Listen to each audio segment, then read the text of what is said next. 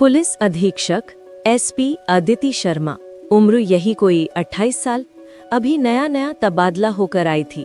बड़े नगर से उठकर इस थोड़े से पिछड़े लेकिन रसूखदार लोगों के जिले में पदस्थापना को बस 3 दिन हुए थे। पहले दिन तो कार्यभार चार्ज लेने और अधिकारियों से मिलने जुलने में निकल गया। दूसरा दिन फाइलों का वो पहाड़ समझने में गुजर गया जो पुराने एसपी साहब छोड़ गए थे। तीसरे दिन की सुबह अदिति ने अपनी खिड़की से बाहर झांका। सुबह के 7 बज रहे थे।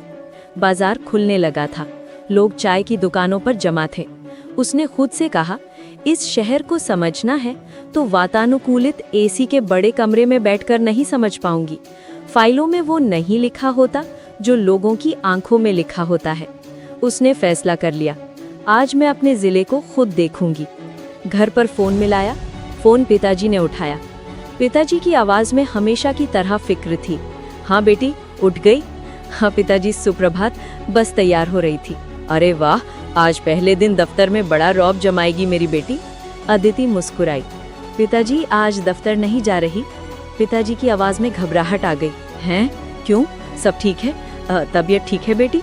वो हार्ट के मरीज थे, छोटी सी बात पर चिंता करने लगते थे। अदिति ने उन्हें शांत किया। अरे पिताजी, शांत हो जाइए, तबीयत एकदम बढ़िया है। मैं बस ऐसे ही शहर का एक चक्कर लगाने जा रही हूँ। सादी पोशाक, सिविल ड्रेस में देखना चाहती हूँ कि जब एसपी मैडम की गाड़ी नहीं होती तब शहर कैसे चलता है। पिताजी कुछ देर चुप रहे, फिर बोले, विचार तो अच्छा है, पर बेटी अकेले, बिना सुरक्षा के, जगह नई है, लोग नए हैं, अब ख्याल रखना अपना। अदिति ने थोड़ा हंसते हुए कहा, पिताजी आप भूल रहे हैं, आपकी बेटी पुलिस अधिकारी IPS है, आत्मरक्षा सेल्फ डिफेंस जानती हूँ। और आप ही तो कहते थे असली पुलिस वाला वो है जो वर्दी के बिना भी पुलिस वाला लगे। आप बस अपनी दवा समय पर लेना, मैं शाम को फ़ोन करती हूँ। फ़ोन रखकर उसने एक गहरी सांस ली। एक साधारण सूती कॉटन की कुर्ती पहनी, बालों को बांधा, चश्मा लगाया और अपना बटुआ पर्स लेकर निकल पड़ी। ना गाड़ी, ना बत्ती, ना कोई तामझाम, एकदम आम लड़की की तरह। बाजार में चहल पहल अच्छी खासी थी। अदिति पैदल ही घूम रही थी। सब्जी वाले, फल वाले, कोई ग्राहक को फुसला रहा था, कोई मोल भाव बार्गेनिंग कर रहा था। वो बस देखती, सुनती और महसूस करती जा रही थी। इस शहर की हवा में एक अजीब सी चीज थी। एक तरफ तो सादगी थी, लेकिन दूसरी तरफ एक दबी हुई अकड़, जैसे हर कोई दिखाना चाहता हो कि हम भी कुछ हैं। वो एक सड़क के किनारे खड़ी होकर एक ठेले वाले से बात करने का सोच ही रही थी कि तभी टायरों के जलने की तेज आवाज आई। 2 बड़ी बड़ी काली चमचमाती बड़ी गाड़ियां, SUV का काफिला बिल्कुल उसके सामने आकर रुका। ब्रेक इतनी जोर से मारे गए थे कि सड़क पर टायरों के निशान पड़ गए। अदिति के बिल्कुल सामने आकर रुके। अदिति ने खुद को संभाला। ये क्या बदतमीजी है?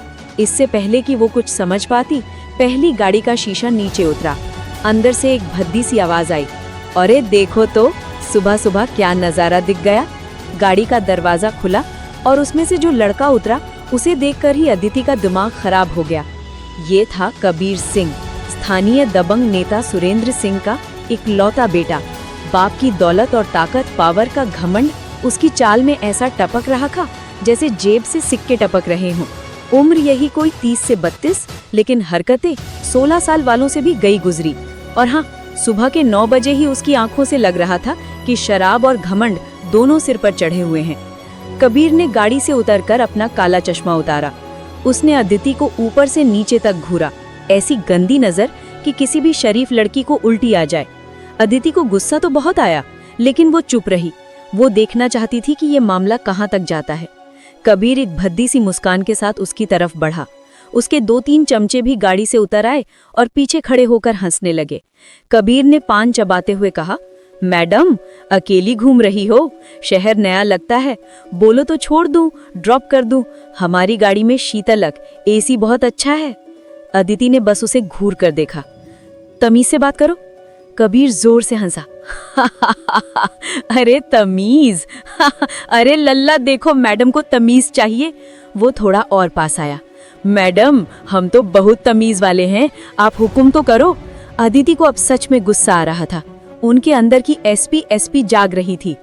देखो, मुझे तुमसे कोई बात नहीं करनी, अपना रास्ता नापो। अरे रास्ता तो एक ही है मैडम, जो मेरे घर तक जाता है, चलोगी? अदिति का चेहरा सख्त हो गया। तुम्हें पता भी है तुम किससे बात कर रही हो? कबीर ने अपने चमचों को देखा और बोला, किससे बात कर रहा हूँ भाई? एक चमचा बोला, अरे भैया लगता है मैडम कोई मंत्री संतरी के रिश्तेदार हैं। अरे मंत्री संतरी तो हमारे घर पानी भरते हैं, कबीर ने घमंड से कहा। वो फिर अदिति की तरफ मुड़ा, हाँ हाँ, किसी रानी से तो नहीं ही कर रहा। और मान भी लो, मान लो तुम क्या हो सकती हो, चलो मान लो तुम इस जिले की नई एसपी हो। अदिति ने अपनी एक भौं उठाई, इस गधे को पता कैसे चला? तो क्या? कबीर हंसकर बोला, औरत ही तो हो, और औरत को इतना रॉब एटीट्यूड शोभा नहीं देता, नरम रहना चाहिए। क्यों, सही कहा ना? चलो ना, दोस्ती कर लेते हैं, कबीर सिंह की दोस्ती बहुत काम आती है।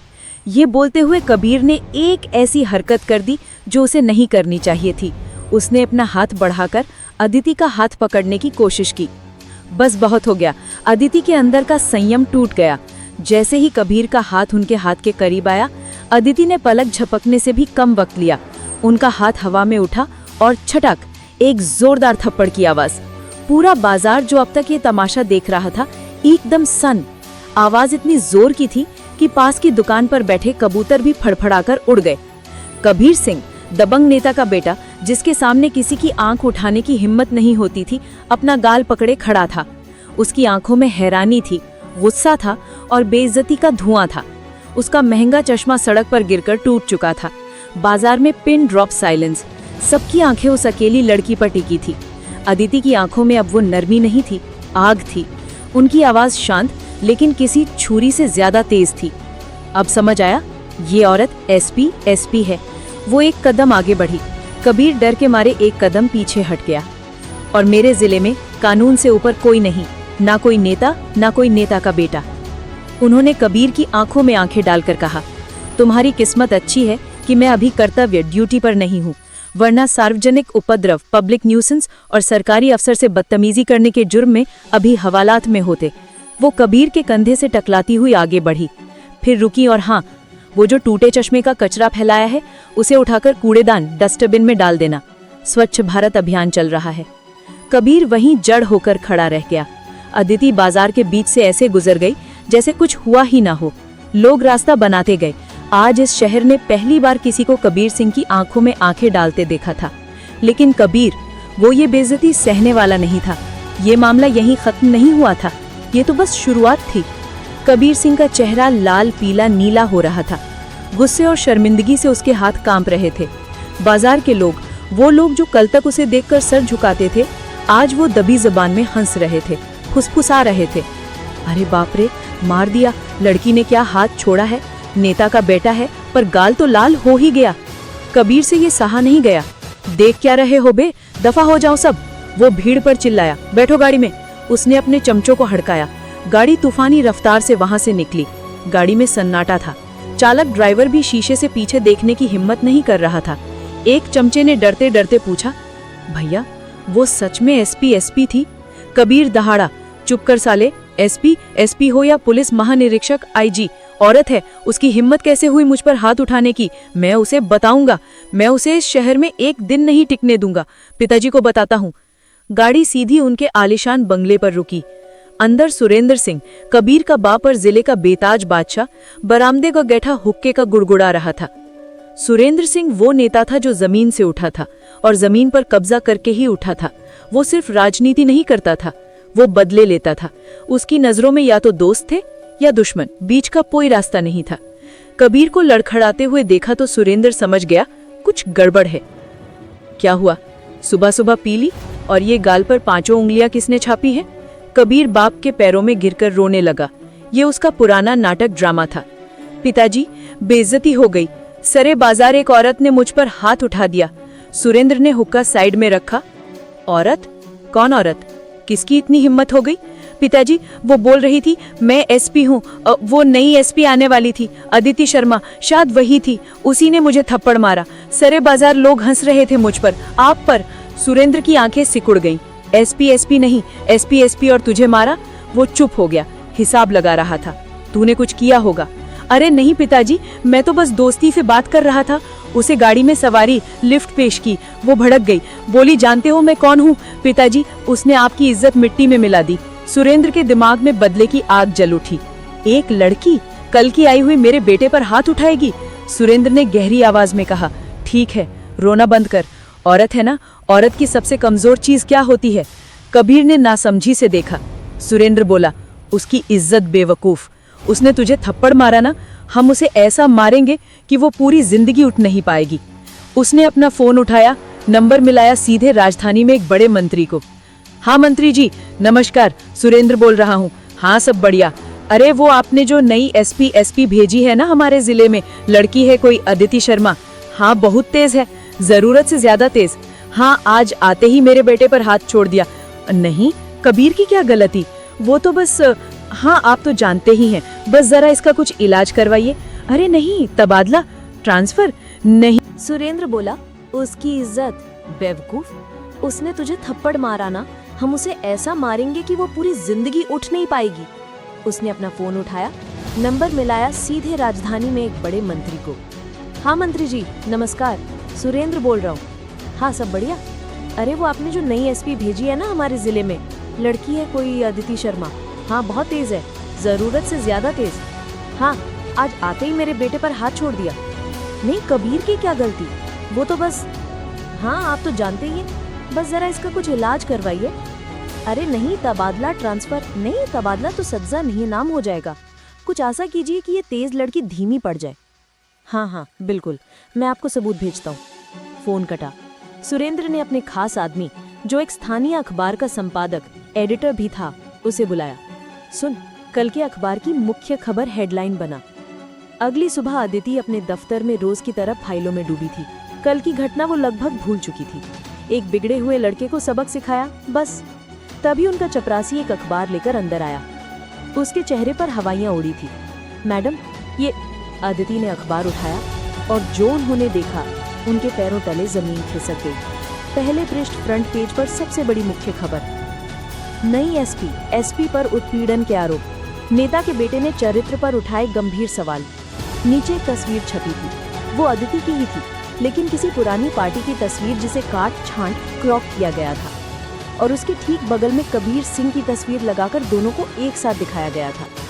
तस्वीर को ऐसा संपादित, एडिट किया गया था कि देखकर लगे कि दोनों बहुत करीब खड़े हैं। अदिति का खून खौल गया। उन्होंने पूरी खबर पढ़ी। खबर में कबीर सिंह का बयान था, मैं तो बस मैडम को नमस्ते करने गया था। वो कल रात मुझे एक पार्टी में मिली थी और काफी दोस्ताना फ्रेंडली हो रही थी।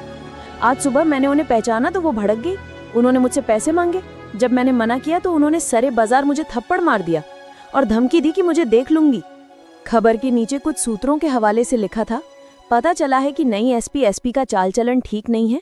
अकेली लड़की का इतने ऊंचे पद पर होना कई सवाल खड़े करता है। लोग कह रहे हैं कि वो काम करवाने के लिए ऊंची कीमत वसूलती है। गालियां, कीचड़, बदनामी। अदिति के हाथ कांप रहे थे। ये क्या हो गया? ये तो सरासर चरित्र हनन है। चपरासी ने घबराहट में कहा, मैडम क्या है? अदिति चिल्लाई, कुछ नहीं, जाओ अब। तभी उनके दफ्तर के फोन लैंडलाइन की घंटी बजी। उप महानिरीक्षक डीआईजी साहब का फोन था। अदिति ने कांपते हाथों से फोन उठाया। नमस्ते सर। सामने से डीआईजी साहब गरज रहे थे। अदिति, ये मैं क्या सुन रहा हूँ? ये अखबारों में क्या बकवास छपी है? तुमने जाते ये क्या तमाशा खड़ा कर दिया? सर ये झूठ है, ये सब बकवास है। सर उस लड़के ने मुझसे बदतमीजी की तो उसे गिरफ्तार, अरेस्ट कर दी। कानून हाथ में क्यों लिया? थप्पड़ क्यों मारा? और अब वो कह रहा है तुम उसे पहले से जानती हो। क्या चल रहा है ये सब? ऊपर तक शिकायत पहुंच गई है। मंत्री जी खुद इस मामले को देख रहे हैं। सर मैं बेकसूर हूँ। अपनी बेगुनाही अब जांच समिति, इंक्वायरी कमेटी को समझाना। क्या मतलब सर? मतलब ये है कि जब तक ये जांच पूरी नहीं होती तुमसे कार्यभार, चार्ज वापस लिया जा रहा है। तुम्हें निलंबित, सस्पेंड किया जाता है। फोन कट गया। निलंबित, ये शब्द अदिति के कानों में गूंज रहा था। उनका सिर चकरा गया। यहाँ आए 1 हफ्ता भी नहीं हुआ और वो निलंबित हो गई, सिर्फ इसलिए कि उन्होंने एक गुंडे को उसकी औकात दिखाई?